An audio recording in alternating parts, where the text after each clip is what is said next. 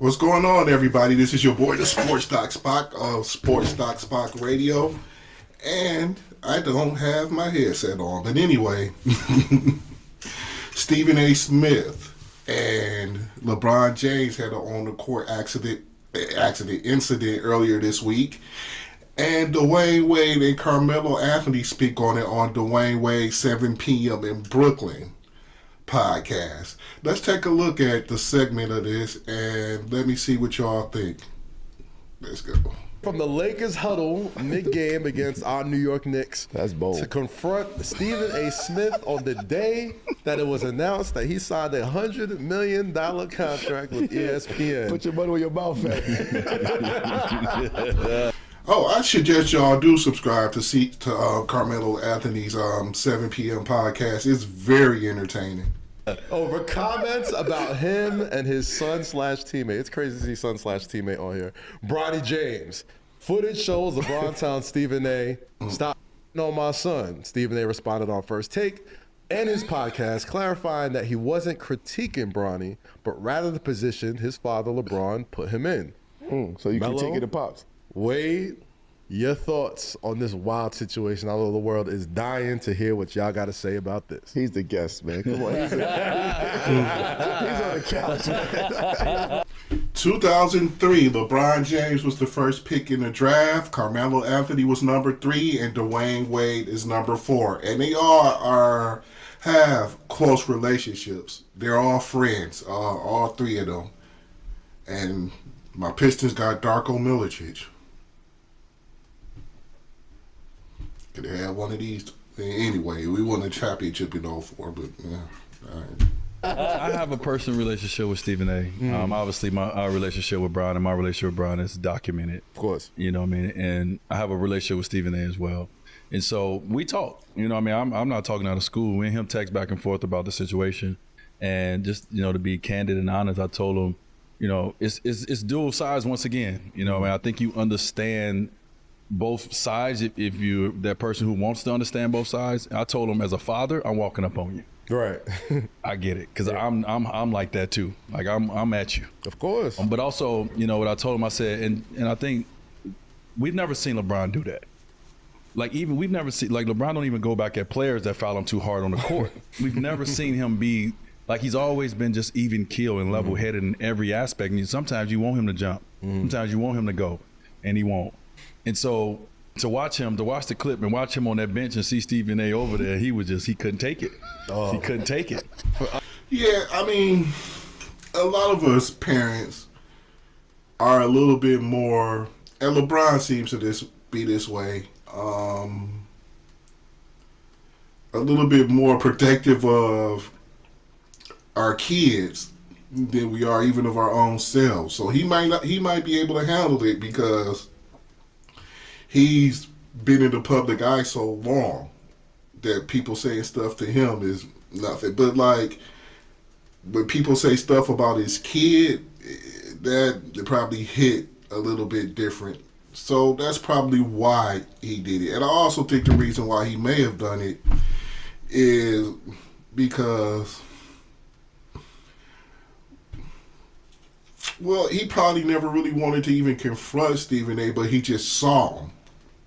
He saw him and had to go over there and say something to him about it. But go ahead, D-Wade. He could not stand it. They got the memo, though, Stephen A. Yeah, just like with the tonight. He knew it because he saw him at warm up when he walked in. You know what I mean? But it was burning him. But you know, I told him, I said, you know, Stephen, I think the one thing is, and first of all, I take it as that's a sign of respect that LeBron did that to you. Yeah. You know, I mean, I know he knows the power of Stephen A.'s voice. He understands that. And I told him, I said, and that's the thing. Your microphone is the loudest. Your platform is the biggest. And also, you're a black man. Yeah. Sign of respect. You know what I mean? So you got to understand where he's coming from with that. If he even approached you, because yes, the Skip Bayless of the world and all these guys have said things about him his entire career, and he's been above it. He stayed quiet above it and did his thing. And so that meant something. That's respect right there for everything you built. We know Stephen A. from Quite Frankly. We know Stephen A. when he was on the come up. And so that's respect. But also too, you know, it's a touchy situation because we've never seen this before. We've seen this commercial before though, haven't we? We've never seen this before when it comes to son, father. What do you say? What don't you say? In that aspect. So I don't know if it's a right answer, but I would have walked up on him and said something too. I think there's no right answer here. There's no right answer here, No, right? there's no right answer. Well, no, you see both sides. You know what I mean? If you're Stephen A, like, bro, you're doing, at the end of the day, Stephen A is doing what Stephen A is supposed to do. He's doing his job. The moment, you know what I mean? And all credit to him. Stephen A has never said anything about Bronny up until he became a Laker. Didn't say anything about him when he was in high school. Didn't say about him in USC. Didn't say nothing about him through any of that stuff. So now when you in the situation where your peers are people I talk about and talk to every single day, it's his job to, you know what I mean, critique him as an athlete, but at the same time, we're all fathers here, right? That's the thing you gotta understand. You want to say that like you do the right thing in a situation, but I'm sure we've all been in a situation where you are liable to crash out over your kid no matter I've done what it is. I've crashed out over mine. I will continue to crash out over mine.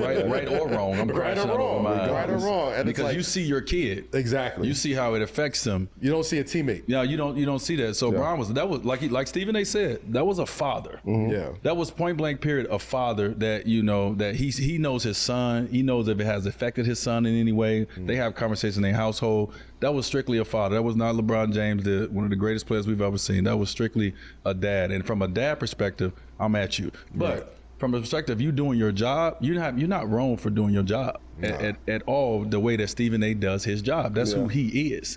In a sense of like everything he said, he did not talk about him in high school. He did not go see him in high school. Yeah, see, Stephen A. Excuse me for cutting it off. They're right there. Stephen A. didn't lie in his response. If you've seen his response, because he didn't, and I don't think Stephen A. lied at all about anything that he said as far as his opinion of Bronny James or what he was really speaking on. When he was really speaking on LeBron, he wasn't really speaking on Bronny. If you watch the video, I've done the video. You can look it up here, where he specifically said he was more concerned over the position that LeBron James was putting Bronny in. It wasn't so much on Bronny. In high school, he did not talk about him in college. He did none of those things. And that's true. Bron is my guy, but Bron did put some extra heat on Bronny. Yeah. When Bron put out that tweet about him, he better than these cats in the NBA. That was my thing. He started the media. They checked that. They was like, oh, okay, right. And so they waiting on something. So Stephen A. was on Gil's Arena, and Stephen A. saw the clip of Richard Jefferson and LeBron talking, where I think you can make out LeBron saying like, I don't care what he says about me. But when he said, I'm coming to you as a father, that's when he was like, all right. And then Stephen A. responded like, oh, so it was about you. It wasn't about Bronny. You know what I mean? So I think from that perspective, when it comes to what he says about, LeBron, like putting him in an incredible situation where I said earlier, I don't think there's a right answer here. You know what I mean? We've never seen anything like this. You can't separate church from state with that. You can't separate that. So there is a fine line of I am a father, but you can't separate the fact that he is your teammate as well. You get what I'm saying? And he's in this league to be critiqued. I just think this has been a build-up. We're talking 22 years. Like, this ain't got nothing to do with Bronny. It's just the fact that Bronny is a part of the conversation now, and he also got to protect his seed. You get what I'm saying? I don't think anybody ever thought about it that way. A build up of 22 years. Stephen A. has pretty much also came on a lot of podcasts and even his own show, First Take, at his own podcast, and said that him and LeBron are pretty much high and by. They don't really fuck with each other at all. That's exactly what Stephen A. said, and that they don't lose sleep over it. So Melo might be kind of right in the sense that this is probably a build-up over the last 22 years. Let's listen to what else Melo has to say. What I'm saying, you got to protect the kingdom, no matter how old a nigga is. Like, he's Bronny, that's my dad. So Bron got to protect that. But there's also energy with those two and those crews, just as from over the years of just build up. This ain't no love relationship that we talk. This ain't no love friendship that we talk about. They don't have a friendship. Right. So this is it is what it is in a sense. Right. This just Stephen A. doing what he's supposed to do over the years. Bron doing what he's doing over the years. And this is what happens. Some shit might get misconstrued. I might not like what you say. I might not fuck with you. I ain't gonna deal with you. But the fact that I think the energy is because we dealing with two juggernauts in their respective fields, right? Bron being who he is, Stephen A. being who he is. A lot of people don't know that history between those two. The only thing people know is what Stephen A. may say or what he may not say. Bron has never spoken on any situation with Stephen A. So if I'm sitting there for 20 plus years and I'm just taking all of this information, all the shit that you've said to me is about me over the years, now my son is the trigger. Yeah. No matter what you said about him, that's the trigger. If you ain't saying nothing right, if you ain't standing up for him, that's the trigger. Whether anybody like it or not. I think right. I think Stephen A. handled it the right way in that situation because somebody else who may not know LeBron, right, that's in the media space, could have took that totally the wrong way and reacted differently and replied differently. So it'd have been a bigger spectacle. The fact that Stephen A. understands what this is really about. Okay, I'm in a situation. I got so and so right here. I got so and so right here. Nah, I just signed 100. We ain't doing. All right, go ahead, champ. You got it. Yeah. You got it. I gotta swallow my pride right now, but you. I mean, what was you supposed? You ain't nobody fighting. Nobody fighting. Also, I can't even go back. I gotta leave it alone. Sure. I gotta just listen to you. Yeah. Because any wrong thing, anything that I say, can trigger something else. Yeah. So we just gotta leave that situation alone. But here's the thing, Bronny needs criticism. Yes. We all need some form of criticism. Yeah. I think when it came from the way Stephen A. came, he was talking about LeBron as a father, but he was talking about Bronny at the same time. Not really. It felt personal. Yeah. And I think it was the way that he said it. If you're watching that and you LeBron, it came off personal to you, and even though Stephen A. enough is enough. Yeah, and it just boiled up. You saw he was on the bench sitting there. He looked to the side a couple times, and I think Knicks was still up at that point. He was just sick. He was sick, and it was a moment. Now, like Stephen A. said, he could have got him out the game. He could have said, "I want to talk to you after the game." He could have walked up to him and said, "I want to talk to you later." But that wasn't calculated. You know why? Because the where we at today in society, culturally, just where we at, you got to stand on what you say. Yeah. You get what I'm saying? Whether it's good, bad, and indifferent, you got to stand on it. So if you say it, be ready to stand on it. Right. I don't think nobody was expecting Bron to approach anybody. Because he haven't. Anybody for 23 years, 22 years, he haven't approached anybody. So now this is deeper than you just saying some shit. It's deeper than rap with this situation. All right, so as fathers. So my instinct says I'm sick. Like I'm really sick of this nigga. Like I'm, I represented everybody else. Bro, what did y'all initially when it first saw? What did y'all think? Like finally, yes.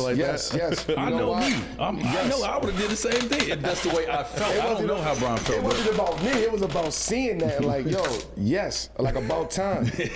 Because now that you set the tone with the biggest nigga, right? You set the tone with everybody else. Yeah. Talk about the game. Talk about my son's the game. Don't talk about me as a father. You have no rights to talk about me as a father and what I deal with in my household and how I raise my kids. Keep that out the picture. Let's talk about because that's exactly what he was talking shots. If he ain't play, let's talk about the game in Philly when he was forced to play and they forced him to look bad out. That was bad. You get what I'm saying? Like let's talk about. They could talk about those embarrassing moments. Right. Let's talk about how he got to get better. I mean, it's just inevitable. No doubt. Y'all check out Carmelo Anthony's 7 p.m. in Brooklyn podcast, and also don't forget to subscribe here. I have a lot of videos, and I appreciate you guys subscribing, and I appreciate everybody that comments. I do it so we can all take a look at these subjects and then comment on them. Let's have an open dialogue about this. What do you guys think? Like they said, I don't think anybody is really wrong here. I can understand both sides. Stephen A. doing his job at critiquing what he sees about Bronny. But Stephen A. also says that he believes that Bronny can develop into a solid NBA player. I don't think he'll be LeBron, but I think Stephen A. is right. I think Bronny, by how he plays in the G League, could potentially be at least a solid rotation player in the NBA. And I understand what LeBron did. You know, as a parent myself, you know, you pretty much want to stick up for your children and crash out a little bit. Now, what LeBron did wasn't even really over the top like that. He said what he had to say, and before the incident got too big, he walked off. He left it how it was. He didn't make it any bigger. There wasn't nobody fighting, because who needs to do that when you're 40 and 60 years old, or late 50s, or however old Stephen A. is. You both got $1 trillion, so there's no need to throw hands over some stupid words. But how do you guys feel about that? This is your boy, the Sports Dr. Spock, Mickey Kobe. Don't forget to subscribe right here to the Mick and Mike Love podcast. We should be doing a podcast soon. I'm trying to get some stuff together. And also subscribe to my new channel, Sports Doc Spock Radio. This is your boy, the Sports Dr. Spock, and I am gone.